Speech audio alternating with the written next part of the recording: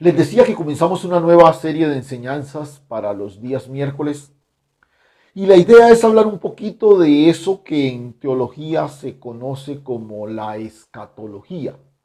Pero el asunto, sin entrar en todos los detalles de una de las doctrinas quizás más polémicas de toda la escritura, una de las doctrinas de la teología sistemática donde más teorías, confrontaciones, versiones existen. Pero vamos a hablar de algo que he titulado acerca del fin. ¿Qué es importante? Otra vez, ese es el encabezado de nuestra serie que comenzamos a partir de hoy. Acerca del fin. ¿Qué es importante? Y vamos a ir a Marcos capítulo 13, el Evangelio según San Marcos, el capítulo 13. Y vamos a tomar este texto como marco de referencia en la noche de hoy. Sigue por favor la lectura y el texto ahí en pantalla. Saliendo Jesús del templo le dijo uno de sus discípulos: Maestro, mira las piedras y qué edificios. Jesús respondiendo le dijo: ¿Ves estos grandes edificios? No quedará piedra sobre piedra que no sea derribada. Y se sentó en el monte de los olivos frente al templo, y Pedro, Jacobo, Juan y Andrés le preguntaron aparte: Dinos cuándo serán estas cosas y qué señal habrá cuando todas estas hayan de cumplirse. Jesús respondiendo les comenzó a decir: Mirad que nadie os engañe, porque vendrán muchos en mi nombre diciendo: Yo soy el Cristo, y a muchos se engañarán. Mas cuando oigáis de guerras y de rumores de guerra, no os turbéis, porque es necesario que suceda así, pero aún no es el fin. Porque se levantará nación contra nación y reino contra reino, y habrá terremotos en muchos lugares, y habrá hambres, alborotos, principio de dolores son estos. Pero mirad por vosotros mismos, porque os entregarán a los concilios, y en las sinagogas os azotarán, y delante de gobernadores y de reyes os llevarán por causa de mí para testimonio de ellos, y es necesario que el evangelio sea predicado antes a todas las naciones. Pero cuando os trajeren para entregaros, no os preocupéis por lo que habéis de decir, ni lo penséis, sino lo que os fuere dado en aquella hora, eso hablad, porque no sois vosotros los que habláis, sino el Espíritu Santo. Y el hermano entregará la muerte al hermano, y el padre al hijo, y se levantarán los hijos contra los padres, y os matarán, y seréis aborrecidos de todos por causa de mi nombre. Mas el que perseverare hasta el fin, este será salvo. El que perseverare hasta el fin, este será salvo. Acerca del fin, ¿qué es importante? Y para nadie es un secreto que en medio de esta situación que hemos estado viviendo en los últimos 4 meses, quizás tú has escuchado cualquier cantidad de teorías, muchas en esta línea de la escatología, de los tiempos finales, algunos prediciendo que va a suceder esto, lo otro, que ya es inminente la venida del Señor, bueno, tantas cosas que se mencionan con relación a esto.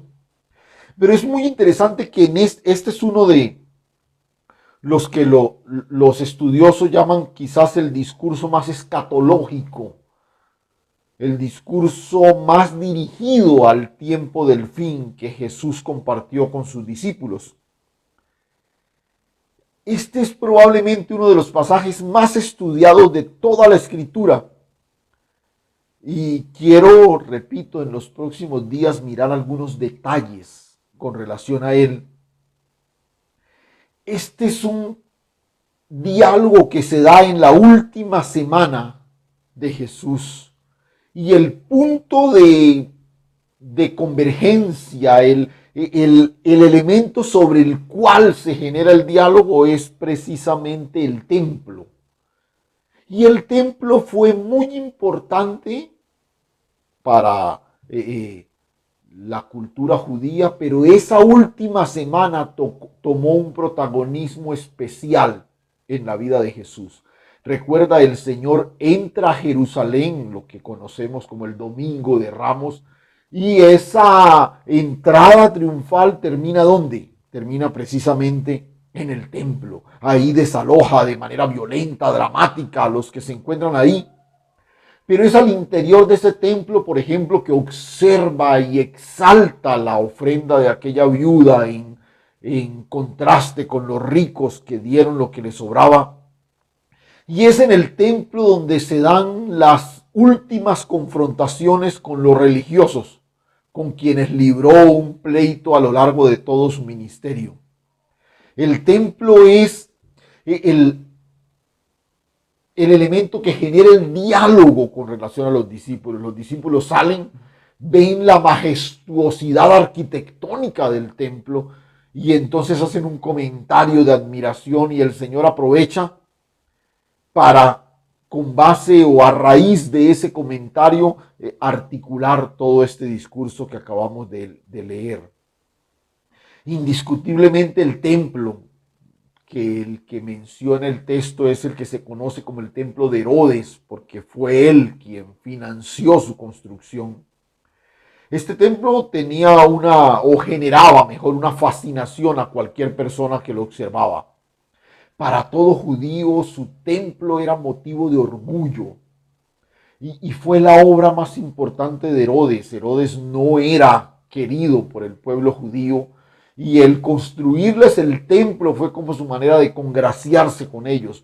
Una obra duró alrededor de unos 50 años con unas piedras gigantescas, cuadradas, que encajaban perfectamente la una sobre la otra. Y que, vuelvo y repito, arquitectónicamente tenía un atractivo especial, un templo tan majestuoso que aún hoy en día todavía se conserva una pared de dicha edificación. Este era el lugar de las grandes convocaciones, este era el lugar de los sacrificios, este era el lugar donde el pueblo de alguna manera esperaba la manifestación de la gloria de Dios. Y el templo era el referente de la religión judía. Pero en esa semana el Señor tuvo un contacto especial con el templo. Y, y es interesante porque mientras estaba mirando las notas y todo esto, reflexionaba en el protagonismo que ha tomado el templo, el lugar de convocación durante estos días, cuando se está hablando de la reapertura de los lugares de culto y entonces se está hablando de las medidas de seguridad que se deben tomar en los templos para evitar el contagio del virus y las distancias y bueno, una cantidad de cosas. Y otra vez el templo vuelve a ser tema de conversación, ¿no? Pero recuerda que los discípulos son judíos también. Entonces, para ellos, al igual que para todo el pueblo, esta edificación era motivo de orgullo nacional. Entonces dice, Señor, mira esas piedras, mira esa edificación, mira ese lugar. Y el Señor se refiere al templo más en términos como de ruina, de devastación. No quedará piedra sobre piedra. Y a ellos eso les quedó sonando. Tanto así que buscaron la oportunidad para acercarse al maestro y preguntarle ahora ya en forma privada, venga Señor, ¿a qué se estaba refiriendo usted? ¿No? Porque ellos se dan cuenta que la perspectiva que ellos tienen sobre el templo es distinta a la que Jesús tiene. Y esto me fascina de los discípulos, en este caso en particular. Porque a veces no nos preocupa que nuestro pensamiento sea distinto al de Jesús en cualquier área. A los discípulos sí, les preocupó que ellos pensaban del templo como el orgullo nacional, pero el Señor se refería al templo en términos como de ruina. Entonces se acercaron y le preguntaron, ¿cierto? Venga, Señor, ¿qué es realmente lo que pasa? ¿Cuándo sucederá eso que acabas de mencionar y qué señal habrá cuando eso suceda? Y otra vez, si usted observa con detenimiento, la pregunta es una pregunta dirigida a los tiempos futuros, a los tiempos finales. Y el Señor comienza a hablarle precisamente de los tiempos finales. Un discurso que se extendió mucho más de lo que leímos esta noche, pero hoy, como hasta ahora empezamos nuestra serie de enseñanzas, dejamos hasta ahí. Pero usted va a ver que hay muchos más detalles en este discurso especial de Jesús. Pero les está hablando de los tiempos finales, del fin, ¿no? Y lo menciona incluso. Ojo, tal cosa, pero todavía no es el fin. Ojo esto, y entonces vendrá el fin. Es importante tener una clara perspectiva de lo que el Señor piensa acerca del fin. Porque nosotros de alguna forma cultivamos una esperanza escatológica, una esperanza con relación al fin. ¿Cómo estamos mirando el fin? ¿Cómo estamos mirando el final de los tiempos? Repito, por estos días, sobre todo, bueno, ya se ha aplacado un poquito, pero si usted recuerda las primeras semanas cuando comenzó este confinamiento y una cantidad de cosas, y escuchábamos por todos lados todo tipo de teorías sobre el desenlace inminente del fin. Pero, ¿qué es realmente importante con relación al fin? ¿Cuándo va a ser? ¿Cómo va a ser? ¿Qué es lo que va a suceder? ¿Qué pasará con las señales y todo lo demás? Pero me llama la atención que el Señor quita la atención de los discípulos de los acontecimientos y de la forma y la dirige hacia ellos. Entonces, en esta noche vamos a mirar acerca del fin, qué es importante. Y vamos a destacar la primera cosa y vamos a revisarla esta noche. La primera cosa que es importante con relación al fin es qué estamos viendo. Mirad. Y es interesante porque el Señor lo menciona en forma de imperativo, ¿no? Mirad. Esta es el primer llamado del Señor. Observa al final del verso 5, mirad que nadie os engañe. Mirad.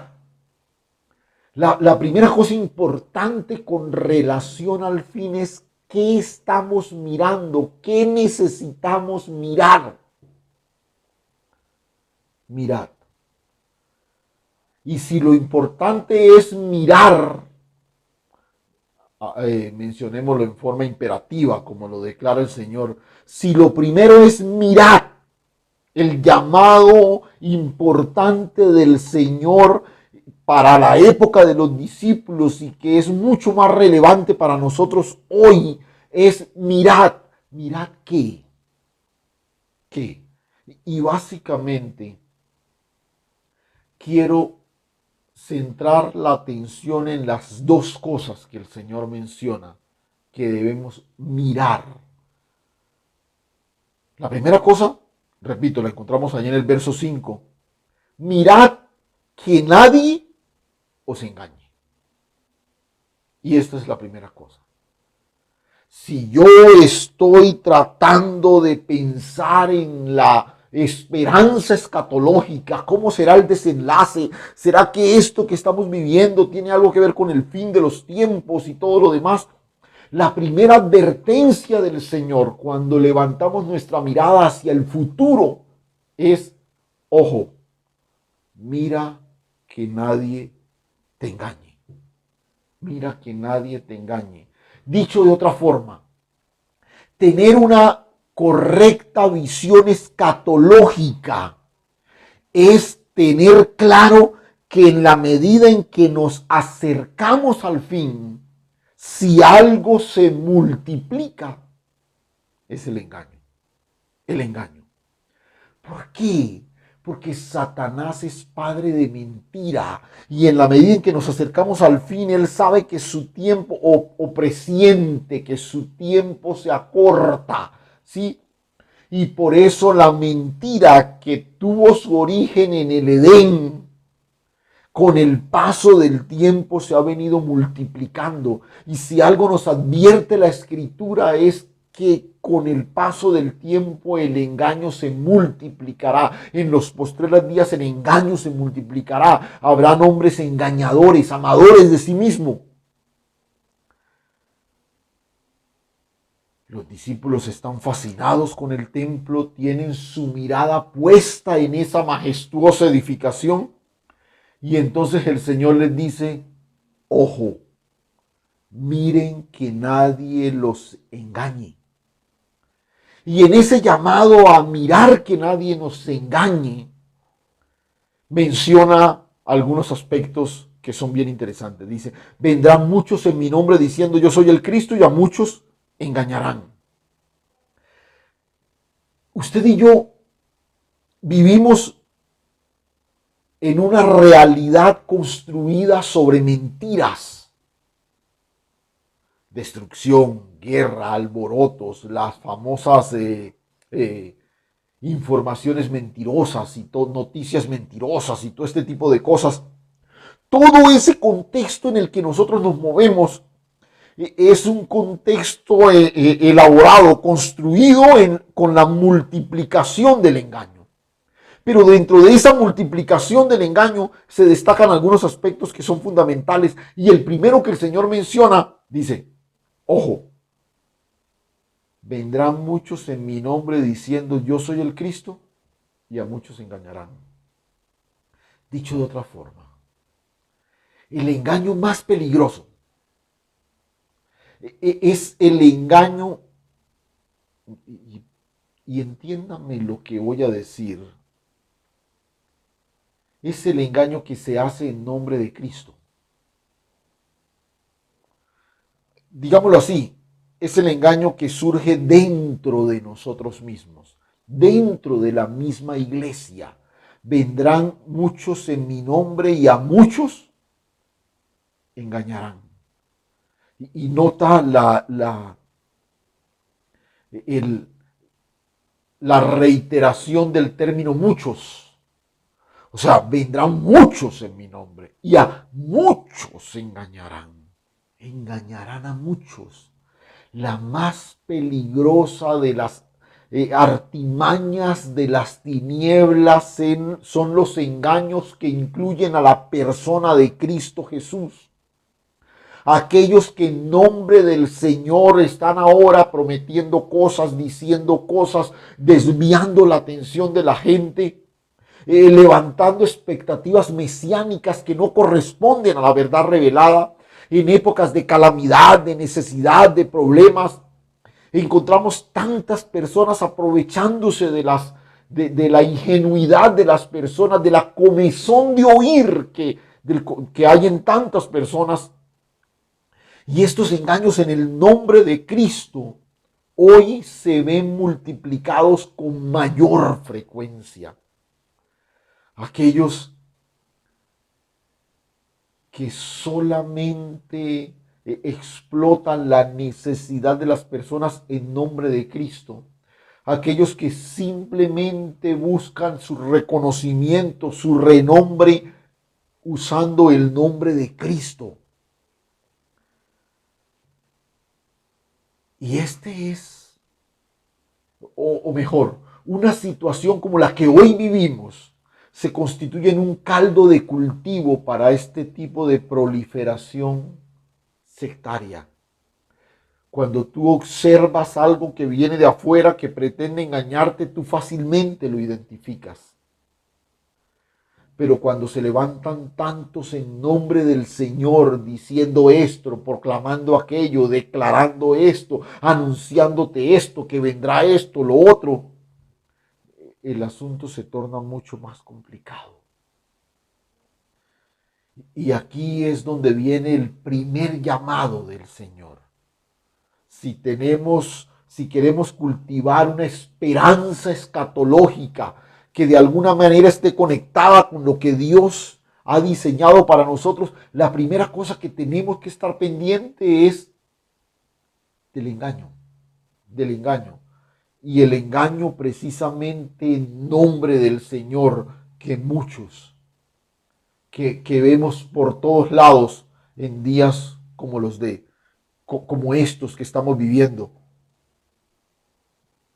Pero mira, el llamado del Señor es a afrontar la realidad con una mirada alerta. Y ojo, les he mencionado esto en otras ocasiones. Cuando tú quieres reconocer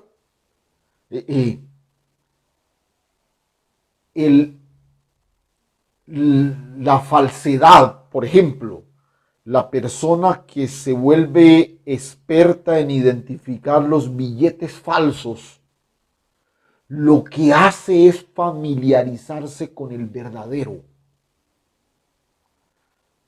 Una persona que se vuelve experta en identificar billetes falsos no puede conocer todas las diferentes versiones de falsificación que existen, porque en esto los falsificadores cada vez son más diestros, más expertos.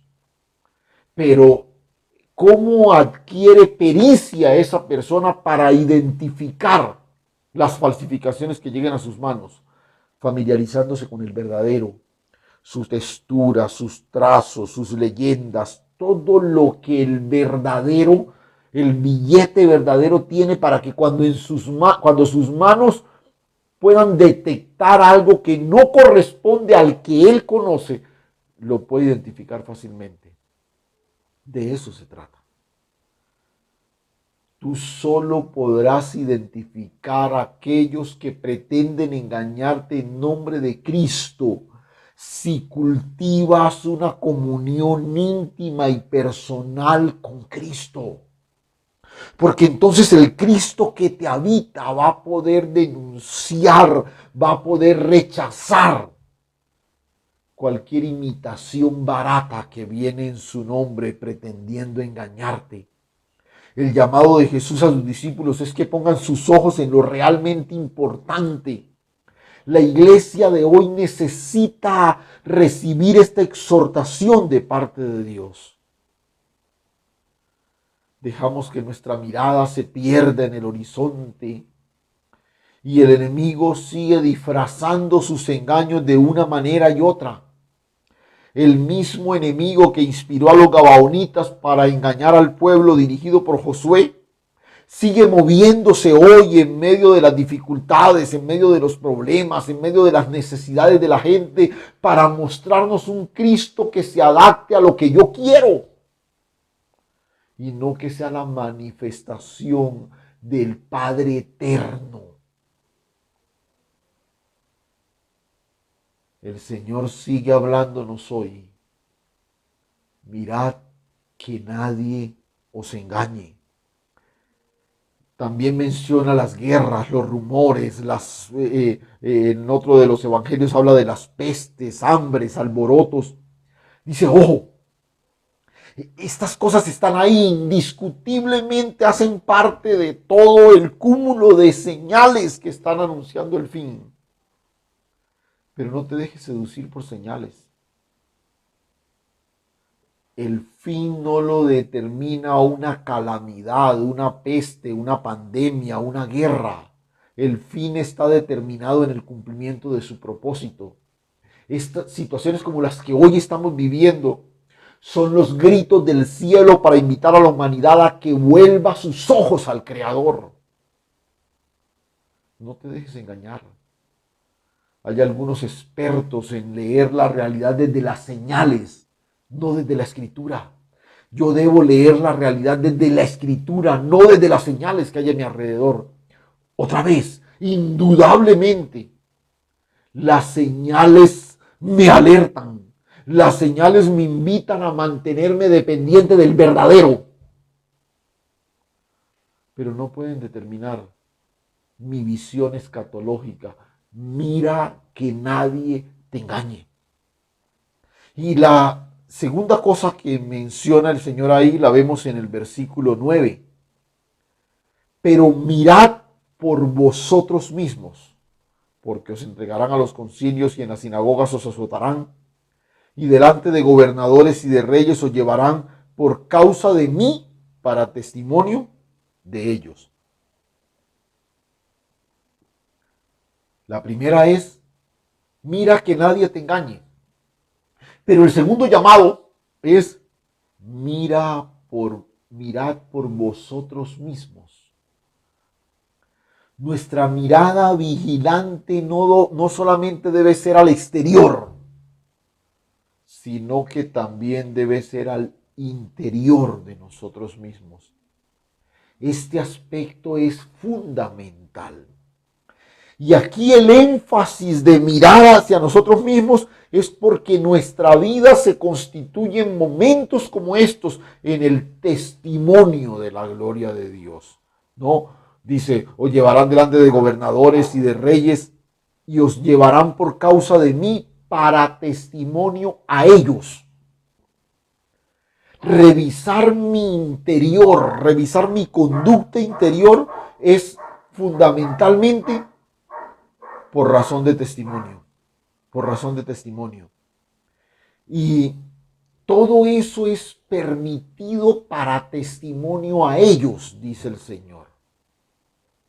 O sea, cultivar una correcta visión del final de los tiempos, una correcta visión escatológica, es cultivar un testimonio que honre y glorifique el nombre del Señor. Por eso, ojo, las adversidades no son para quejarnos, no son para lamentarnos, no son para especular que va a pasar esto y lo otro. Las adversidades no son para desanimarnos, son para que el propósito de Dios se cumpla en nosotros y para que podamos ser testimonio a otros. Mira lo que menciona ahí el verso 10, para que el evangelio sea predicado a todas las naciones. Para que el evangelio sea predicado a todas las naciones. Situaciones como las que estamos viviendo en este momento. No es para que nos quejemos. No es para que hagamos una oda y un lamento de toda esta situación.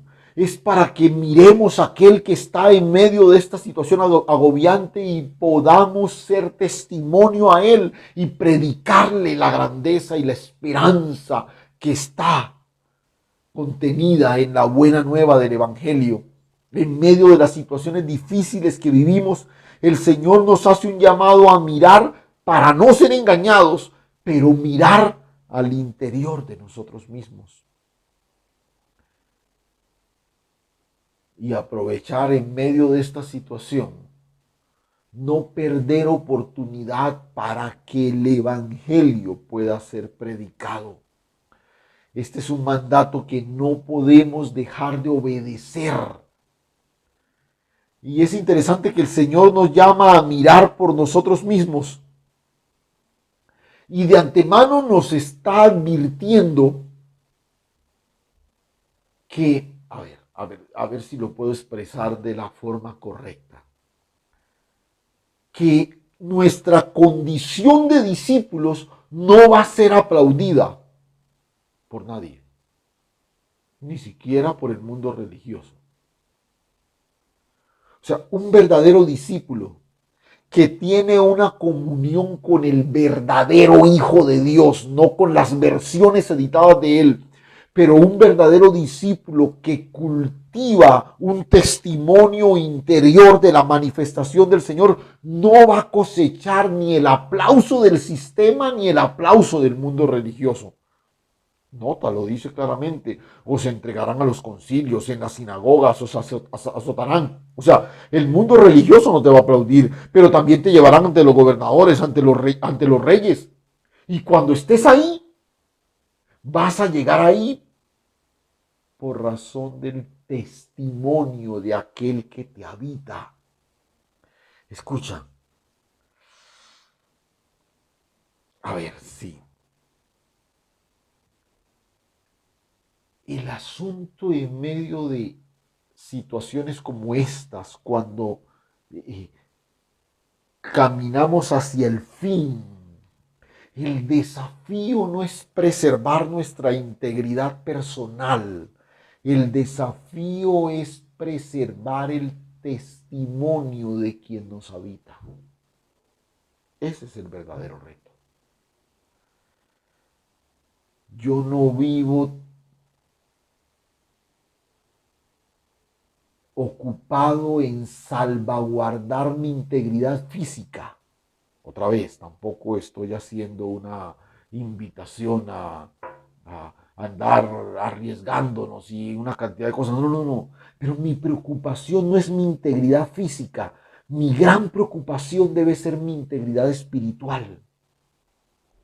Y es interesante, el Señor en el verso 11 menciona que estos serán momentos dramáticos, pero en esos momentos el discurso del verdadero discípulo será fundamental. Nota lo que dice el verso 11.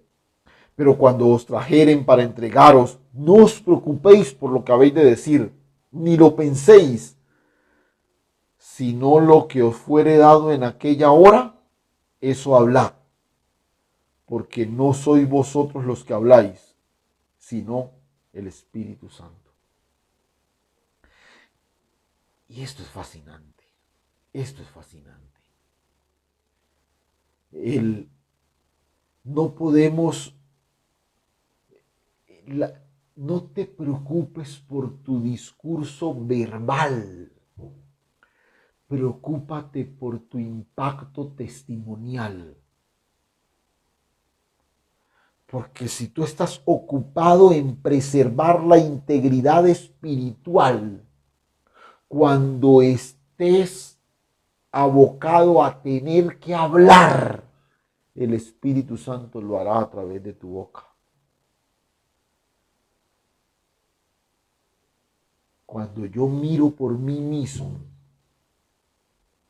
la clave aquí no se centra en todo el conocimiento que tengo, en la experiencia, en las relaciones, en los contactos, en el carisma, en los dones, en la elocuencia. La verdadera clave es la comunión que tengamos con Dios a través de su Espíritu Santo. La forma correcta de mirar por nosotros mismos se desarrolla a través de una comunión perfecta con el Espíritu Santo de Dios. Porque bueno, ¿cómo miro por mí mismo? ¿Cómo cuido mi integridad espiritual? Cultiva una comunión con el Espíritu Santo de Dios, que es quien forma en ti y en mí, o quien nos forma a la imagen del Hijo amado. Mirad que nadie os engañe, y mirad por vosotros mismos.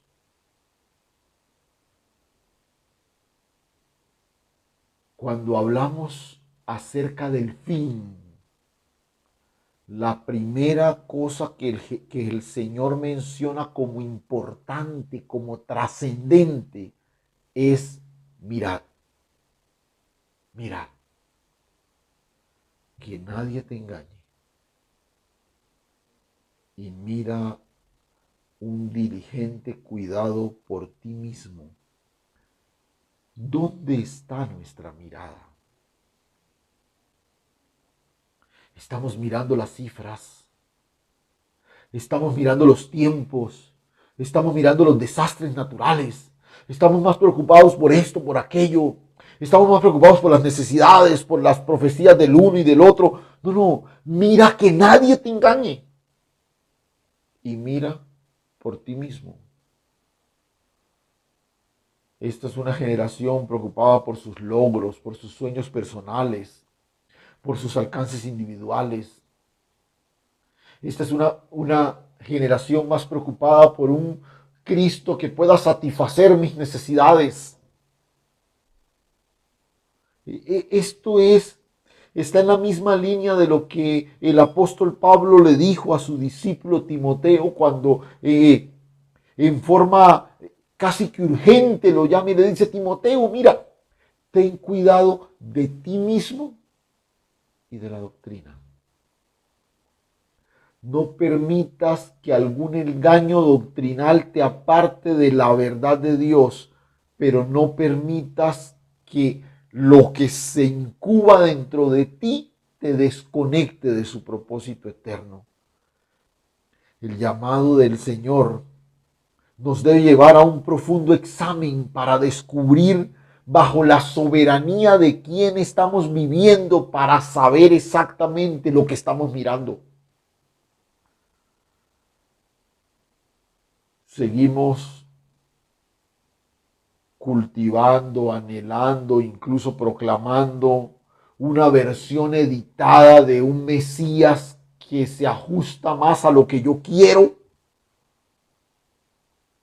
o vivo sujeto a la soberanía y autoridad de un Dios que tiene el control absoluto de mi vida.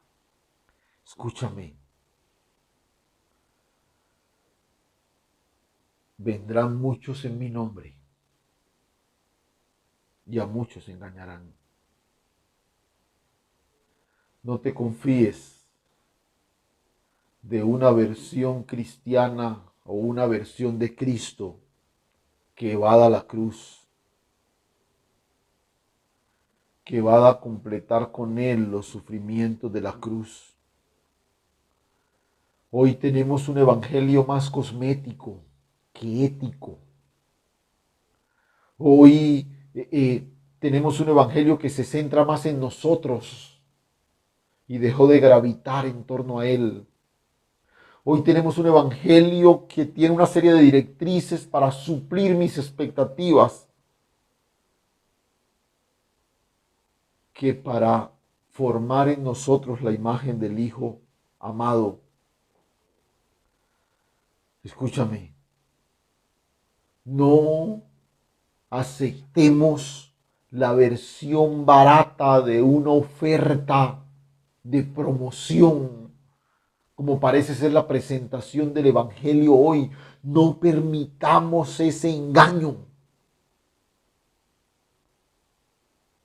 Y nota cómo cierra el Señor ahí a la altura del versículo 13.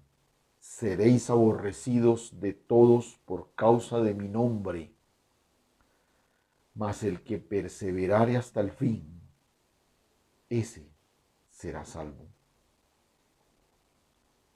¿Cuál es el fin? ¿Qué es lo importante con relación al fin?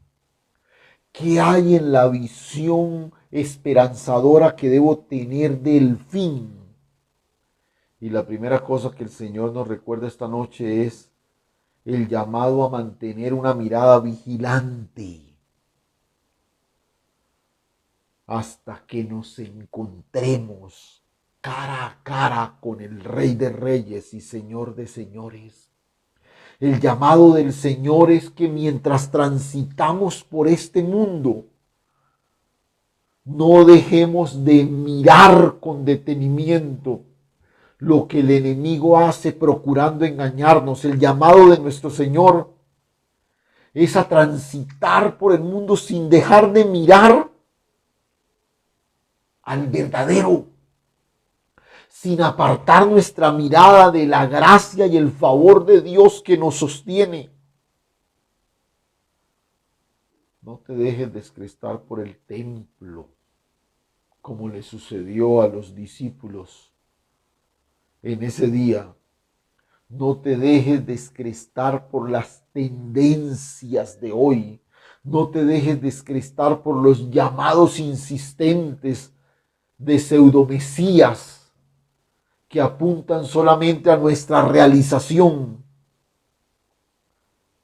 Es necesario estar pendiente del engaño, porque cuando tú estás mirando que nadie te engañe, es porque tienes tus ojos puestos en el autor y consumador de tu fe. El llamado es a que veas tu situación, tu adversidad, tu sufrimiento como la mejor plataforma para la proclamación del Evangelio. No podemos desperdiciar situaciones como estas quejándonos. No podemos desperdiciar momentos como estos sencillamente uniéndonos al lamento popular. Es el momento de permitir que la acción poderosa del Espíritu Santo de Dios ponga palabras en nuestra boca que lo exalten a Él y expresen la grandeza de su Evangelio. No nos dejemos distraer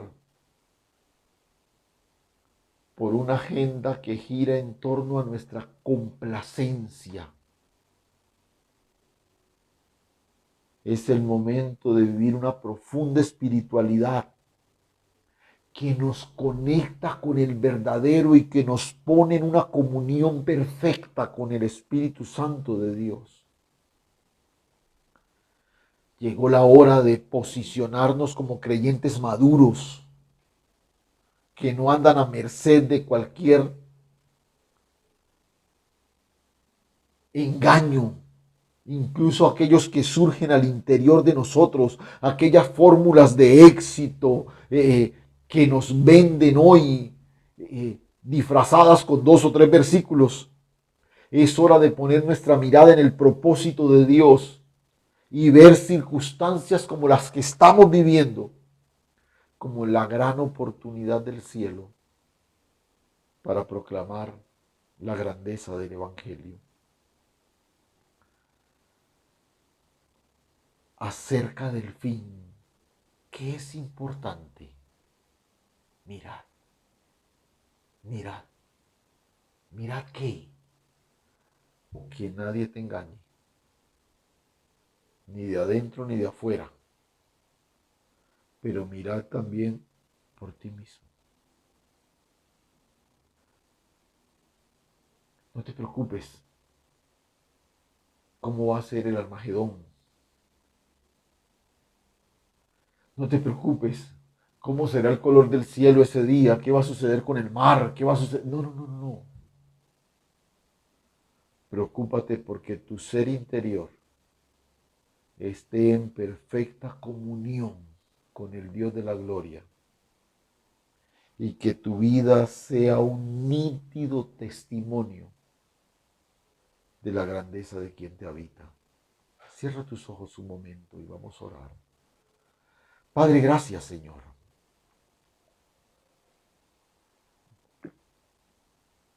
Gracias por invitarnos a cultivar una esperanza escatológica que centra nuestra expectativa